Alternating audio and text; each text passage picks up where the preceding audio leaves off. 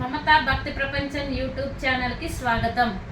ఈరోజు మనము జీకే క్వశ్చన్లు సెకండ్ వీడియో చేస్తున్నాం అన్నమాట. అందులో 10 క్వశ్చన్లు చేస్తాము. ఇందులో కూడా ప్రతి వీడియోకి ఒక 10 క్వశ్చన్లు అయితే చేస్తాను అన్నమాట. ఎందుకంటే వినడానికి కూడా చాలా ఈజీగా ఉంటుంది. ఓకేనా? కాంపిటేటివ్ ఎగ్జామ్స్కు ప్రిపేర్ అవ్వడానికి అయితే నేను అప్లోడ్ చేస్తున్నాను అన్నమాట. స్టార్ట్ చేద్దాము మరి.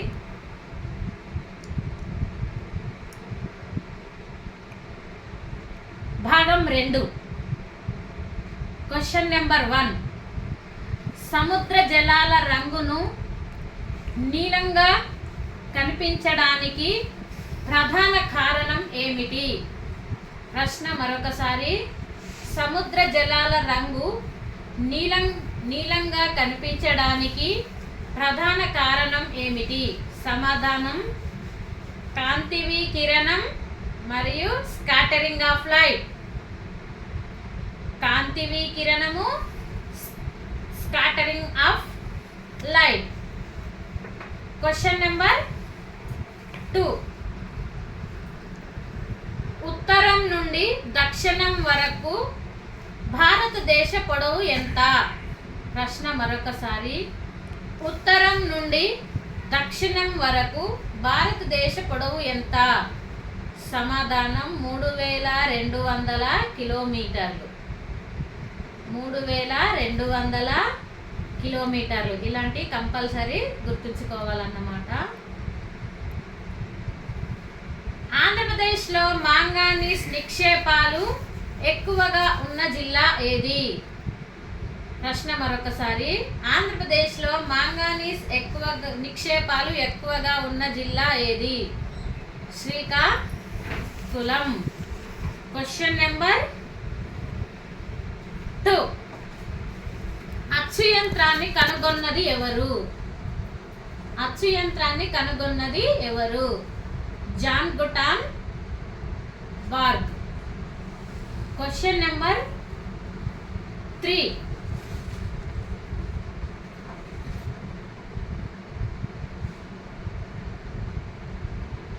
యునైటెడ్ నేషన్స్ పేరును ఎవరు సూచించారు? ప్రశ్న మరొకసారి. యునైటెడ్ నేషన్స్ అనే పేరును ఎవరు సూచించారు?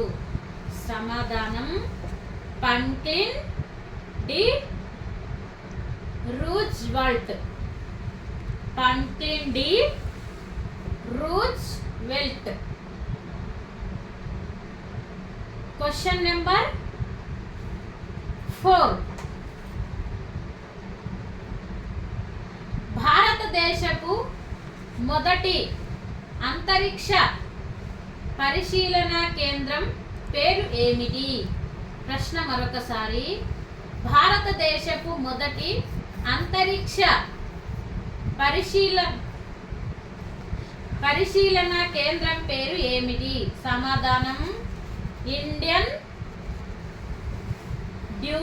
Duets space network. సమాధానం వచ్చేసి ఇండియన్ న్యూట్స్ స్పేస్ నెట్వర్క్. దీన్ని ఇంగ్లీష్లో దీని షార్ట్ ఫుల్ ఫామ్ వచ్చేసి డిఎస్ఎన్ అన్నమాట. ఓకేనా? Question number 5. సత్పురా పర్వతాలు ఏ పర్వత శ్రేణి కిందికి వస్తాయి? ప్రశ్న మరొకసారి. సత్పురా పర్వతాలు ఏ పర్వత శ్రేణి కిందికి వస్తాయి? నల్ల పర్వతాలు అనే శ్రేణి కిందికి వస్తాయి అన్నమాట. Question number 5. భారత జాతీయ కాంగ్రెస్ అధ్యక్షుడిగా సుభాష్ చంద్రబోస్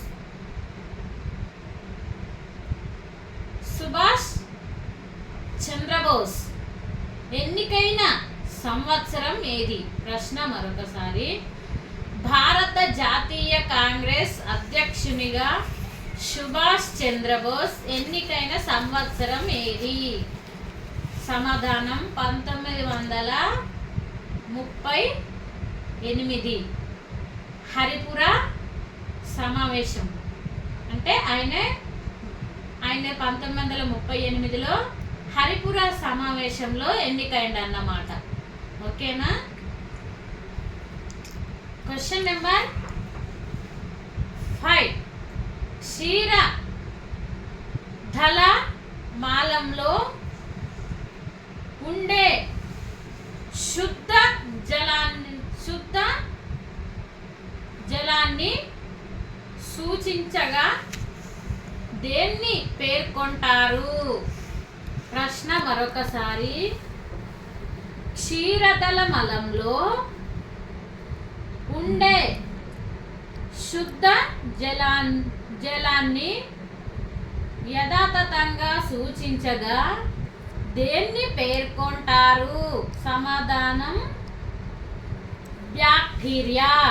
బ్యాక్టీరియాను సూచిస్తారన్నమాట. Question number 6.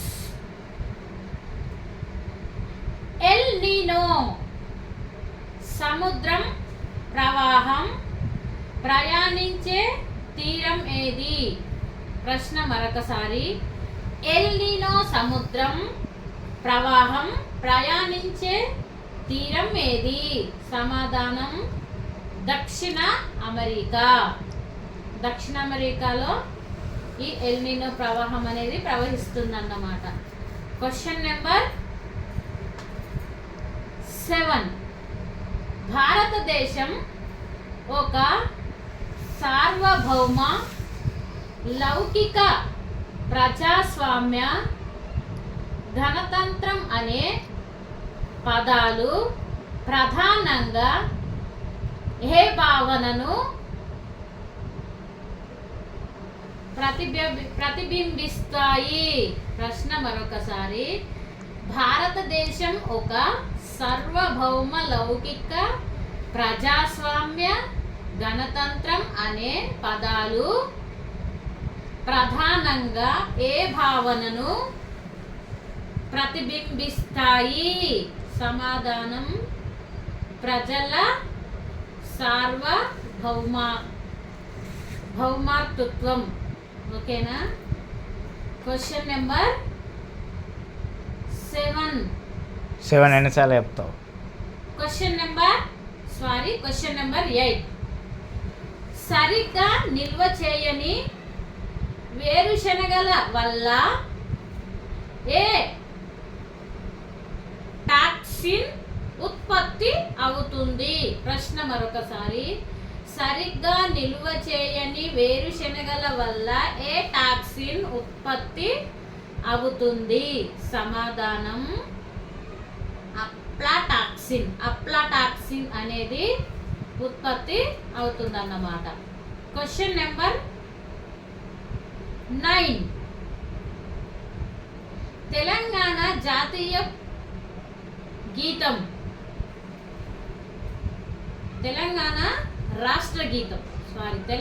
రాష్ట్ర గీతం ఏమిటి అంటే జయ జయ హే తెలంగాణ. ఓకేనా? జయ జయ హే తెలంగాణ అనే గీతాన్ని ఎవరు రాశారు? ప్రశ్న మరొకసారి. జయ జయ హే తెలంగాణ అనే గీతాన్ని ఎవరు రాశారు? సమాధానం అందశ్రీ. ఇవ్వండి ఇంతవరకు ఈ వీడియోలో ఈ క్వశ్చన్ అన్నమాట.